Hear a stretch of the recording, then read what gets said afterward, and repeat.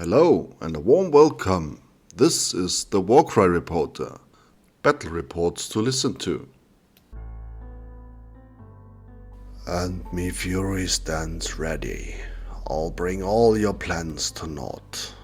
My bleak heart beats steady. It is you whom I have sought. Feasting myself sick on your pathetic sins. Wounds for me to lick. The work of slaughter begins. My Dying Bride 2004. So the Bugman's regulars follow the 7 Cooks mercenaries. Rofu did a fantastic job finding them and giving the others instructions how to approach them unseen. The ogres are up to something. For days now they are scouting an area that is protected by a dam. First the Bugmans were convinced they want to set up a new camp there, but they keep searching for something. And as they found it, Rofu was there. Hovering close to a big tree, he can see 6 wardstones. The 2 Knoblers who found them are discussing these stones. Andras seems to be convinced they found what the master chef is looking for, but Oleg just kicks the stone and refuses to believe that. But as he kicks the stone, it starts to glow a bit and vibrates.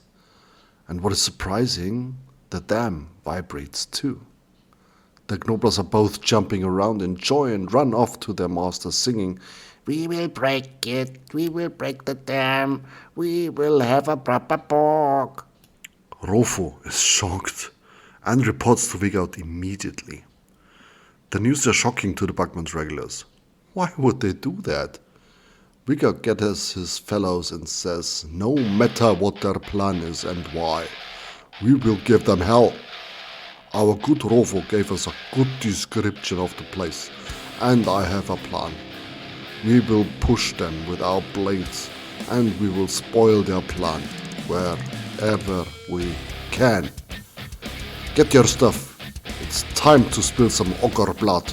And just as he said that, 2 unknown overlords arrive in the camp. Does everyone know where their camp is? Everyone is staring at Rofu. He just points at Vigout and says that this was important and not to be missed.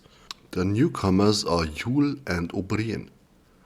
Yule is wielding a light skyhook and O'Brien a skypike. Eric sent them, but there is no time for talking. They join the Bugman's regulars and can prove their worth immediately.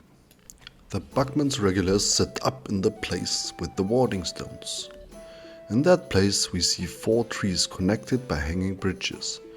The trees run zigzag from the southwest to the northeast, with the second tree from the west almost in the middle of the battlefield. In the southeast we have palisades, in the northwest ruined walls. The tree in the west has a hanging bridge that leads up to its platform. Vigout, Odo and Tuvok were the fastest and claimed a position on the platforms on the center tree. Rofu and Thrall and the new overlord Yule just arrived in the southwest corner. The outflankers O'Brien, Rotan and Halbert will arrive from the north. The Ogres present Groll, Andras and Oleg in the middle of the northeast quarter, Maticek and Fitchek in the southeast corner, and Oskar the Trogoth in the middle of the 2 eastern quarters. The Ogres entered with all their members. So the Bugmans and the Ogres start moving into position. Oh, Odo is so furious he can't hold back himself. He jumps down the platform, calls on the fortitude of his ancestors and blocks Groll, taunting him. But before Groll can react, Oskar grabs Odo from behind, pulls him away, and as the Trogoth lets Odo go, he falls limp to the ground. Who would have thought that a professional like Odo would do such a stupid thing? Tuvok runs to the southeast trying to cover one of the stones there. Thrall does the same, almost standing at the stone. Groll comes forward, points his spear, grim and full of anger at Vigout on top of the platform. Oleg the Knobler mimics Groll, pointing his gnarled finger at Wigout. And Maticek shoots at Thrall. On the run he fires a bolt hitting Thrall, but he is only laughing loud and full of spite. A harpoon comes flying at Groll and sticks in the ground before him. Yule is laughing at Groll. To watch out, it's dangerous here. Okay. And like Wigout waited for that, he jumps from this platform onto Groll, who reacts not at all. He is just looking at Yule and seems to be thinking. Wigout hits the Ogre Tyrant with a thunderclap. The stupid look on the Tyrant's face turns into surprise. A good hit from Wigout. And Oscar is starting to move slowly back into the direction of Maticek. The thunderclap seems to have revoked bad memories. He decided to get to the stone where there's no thunder. The swoosh of the grapnel launcher can be heard, and I can see Rofo being pulled from the southwest to the middle of the eastern quarter, where Andras is attempting to kick the stone. But Rofo moves a bit close to Andras and even shoots at him, so the Knobler rather ducks away, just to come back again and attack Rofo. Rofo blocks the big club with his shoulder blade and rams his pommel into the Knobler's face. That broke Andras' nose. Oh, and Fitchik is also running. He sees the big Troggoth and joins him. But there's still Thrall in the way, so he can't start working on the stone. The Bugman's regulars keep the ogres from cracking open the stones for now. Let's see how this is going on. From the north, reinforcements arrive. O'Brien, Rotan and Halbert come onto the battlefield. And with an onslaught of Wigout hammers into Groll. Groll uses his glitter to prevent the first hit, but the second one hits nicely. The impact and the thunderclap makes Groll stumble backwards. Coming back at Wigout, Groll swings his hammer at him and hits the gut. The weakened Wigout falls over, and laughing at Groll he passes out. But Groll is not done. His victory and the might makes right attitude gives him a boost, and he uses it to charge the Bugman's reinforcements. And he smashes his spear into Halbert. Halbert goes down. In the south, Oscar tries to smash Thrall, but Thrall seems to be confident. He's laughing at the Troggoth and is actually parrying his gigantic hammer. Back to Groll. O'Brien is slipping away from Groll and runs towards the stone, keeping Oleg from working on it. And back to the overconfident Thrall. Maticek is angry about all the laughing and the arrogance of the overlords. He jumps forward and with an onslaught he smashes his blood jumper into Thrall. Thrall has no chance against an attack like this. But as he is sent flying, he's still laughing at the ogre chef. But Maticek is not done. With his left, he points his crossbow at Tuvok on the platform above. Shoots right through the platform and hits Tuvok with a glancing hit. Tuvok reacts immediately, and with his play pistol he fires mockingly back. So, back to the north, where Rotan disengages from Groll and starts firing at Oleg. Oh my, what a mess. The Knobler Oleg gets shredded by the volley gun. And there Oscar shows up. He also joins the fight in the north, heading for Rofo. And again, back to Maticek in the south. Tuvok is climbing down the tree and positions himself guarding over the stone. And with a thrust at Maticek, he bursts out laughing at the ogre chef. Oh, I hear Oscar's laugh. I can see Andras disengaging from Rofo. Rofo strikes at the running Knobler, then follows him to shoot him.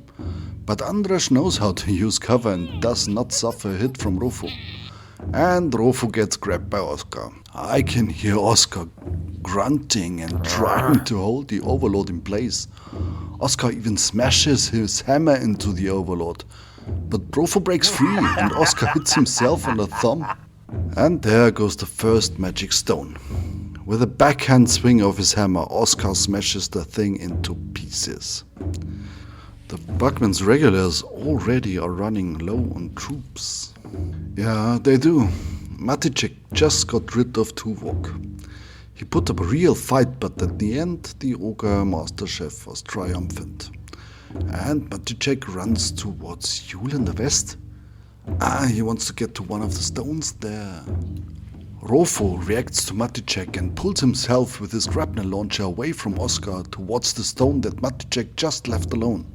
And surprise! He can see Andras behind his tree from there. He takes the shot, but again the Gnobler just hides behind his tree. Groll takes a step towards Rotan, and with a roar he smashes the laughing overlord into the ground. Groll screams in pain.